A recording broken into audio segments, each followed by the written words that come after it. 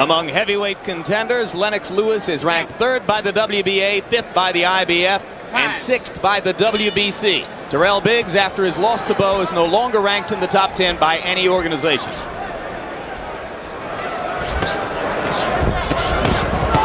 Lewis comes out firing and lands a right hand to drive Bowe into the ropes. Great, there you go.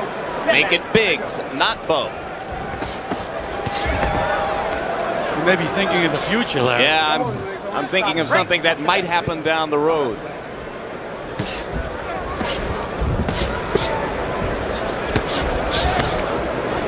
What's your head? And Biggs looks a little soft around the middle to me. Doesn't look as sharply trained as was the case against Bowe a couple of months ago. Biggs told us he only had 2.5 or 3 weeks in which to get ready for this fight. And maybe Lewis senses that and has made a determined effort to come out of the blocks extremely fast. And now Biggs tries to get the jab going. And you know, it's unusual for the book on Lennox Lewis is that he's a very careful fighter. Works behind the jab. And for him to move out of the blocks like that, Jim, is quite a surprise. He looks like he wants to get it over with in the first round. Clearly wants to make an impression on American viewers and the American boxing writers seated at ringside.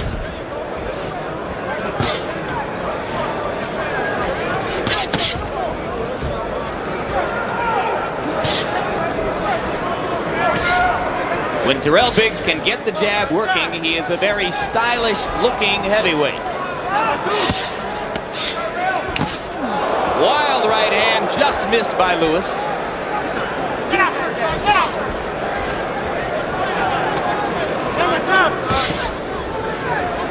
One of Biggs' biggest problems in the past was that he tried to punch and get out of the way at the same time. And it took all of the sting out of his punches.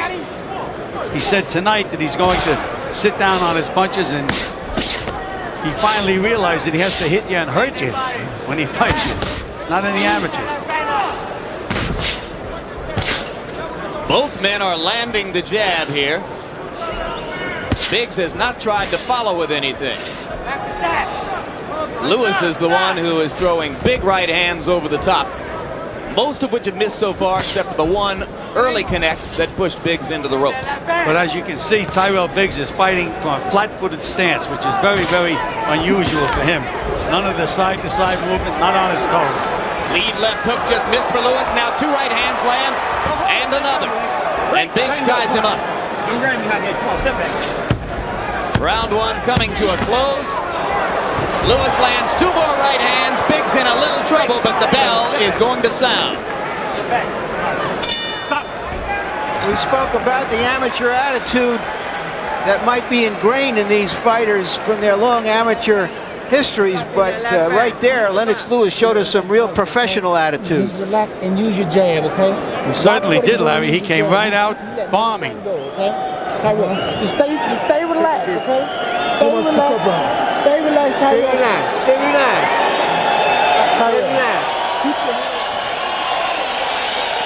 There you see Lewis squaring off and trying to put some real hurt on Biggs. Same sequence, different angle. It's unusual for a British heavyweight of any kind to fight this way. We're usually used to seeing them wanting to lay back, amateur or professional. Well, you know, I did mention the fact that John Davenport, an American trainer, is his trainer, moved over from New Jersey. But again, John has worked mostly with amateur fighters. But you can see that Lennox Lewis looks like he certainly has advanced quite a bit since well, he was amateur exceptionally days. aggressive in his last fight against former cruiserweight Glenn McCrory, and he has come out firing again tonight. Lewis, once again, pinning Biggs against the ropes with right hands, and now Tyrell pivots off the ropes and lands a couple body shots.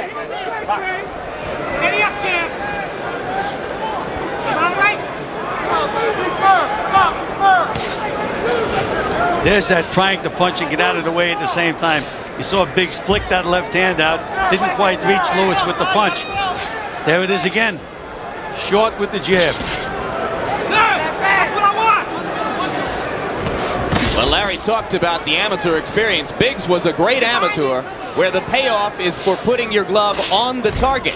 In professional boxing, you should put your glove through the target. And it took him a long time to learn to even try that. Well, Jim, I think you should put your glove through the target whether you're an amateur or a pro, because if you hit a guy with a stiff punch, you knock him off balance and you can hit him with 2 or 3 more. There's a trickle of blood now from Tyrell Biggs' mouth, spilling over the lower lip. Left hand was solid.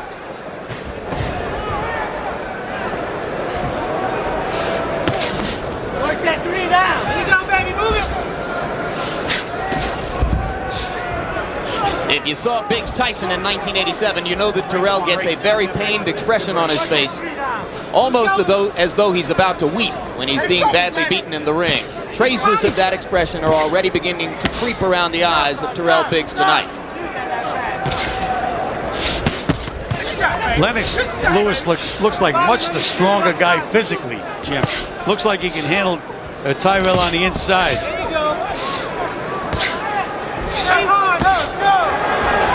There was a solid jab from Biggs, and now he tries to follow up to the body and lands twice. And Lewis continues to step forward. That right hand did not connect. Right, there you go. So the crowd loved the effort. Uppercut is solid, and Tyrell Biggs once again pinned against the ropes. And Biggs with a left to the body and a left over the top. Good stiff left hook by Tyrell Biggs. And Jim, this is the first time I've ever seen him fight this way, completely flat-footed and really trying to bang away. That's what he told us he was going to do in the interview, and that's what he's doing. 10 seconds to go in round number 2, and in the second half of this round, Biggs has started to come alive a little. Stop, stop. And we remind you, coming up a little bit later in the evening, our live coverage of the heavyweight championship fight between that man, 29-year-old Evander Holyfield, in his hometown to take on the opponent of the week, Smokin' Bert Cooper. Once again, if you're not a boxing fan, the intention for Holyfield tonight had been to fight Francesco Damiani of Italy. He dropped out less than a week ago with a twisted ankle. Bert Cooper is the chosen opponent with less than a week's notice. And some people think that Cooper will be a lot more dangerous for Holyfield than Damiani would have been. Right? Jab, right hand. Hands up, start stepping to him, okay? Start stepping to him. Remember, but step to him with your jab, right hand behind him, okay? Watch with that elbow.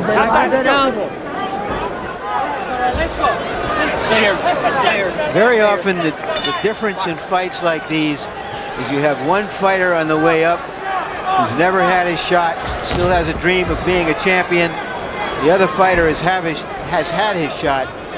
Can the other fighter, meaning Biggs, really sustain his enthusiasm through a barrage of punches? Well, Larry, if in fact Biggs can land a couple of good solid punches, he can get that adrenaline flowing. But he can get discouraged a lot easier than a Lennox Lewis can get discouraged in a fight. And right now in this round, he's already taken 2 discouraging right hands. That one just missed. But this is rapidly deteriorating toward target practice for Lennox Lewis. There's a good stiff jab. And another. And there's the right hand he was supposed to follow it.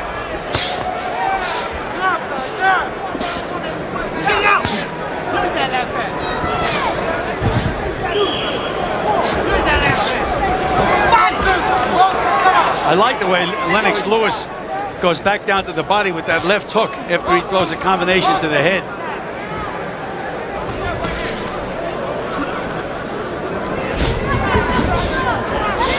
One of the things for which Lewis has been criticized in the English press is an inability to put punches together. So he has been working on that.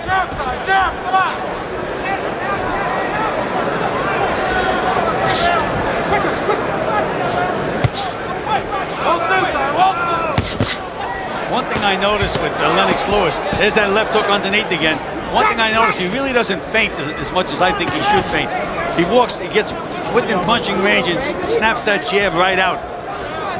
Sometimes it's good you feint a little bit, let the guy fall for the feint, then you nail him. Very little head movement for Lewis. Could be a problem later on, particularly for a guy who's 6 feet 5 inches tall, and down goes Biggs from the solid right cross. That was a good, solid right hand right on the chin. 7, 8. Tyrell's going to get up at 8. Here we are. Gets a little breather. He showed courage against Bowe. And there's another right hand, and that might be it.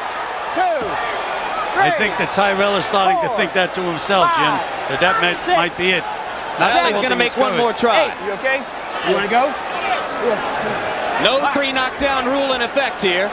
No 3 knockdown rule. So Tyrell can go down again without automatically being out of the fight. Both knockdowns were on the right cross. Lewis throws another one. Biggs goes down again, and the referee's seen enough. That's an impressive victory for Lennox Lewis.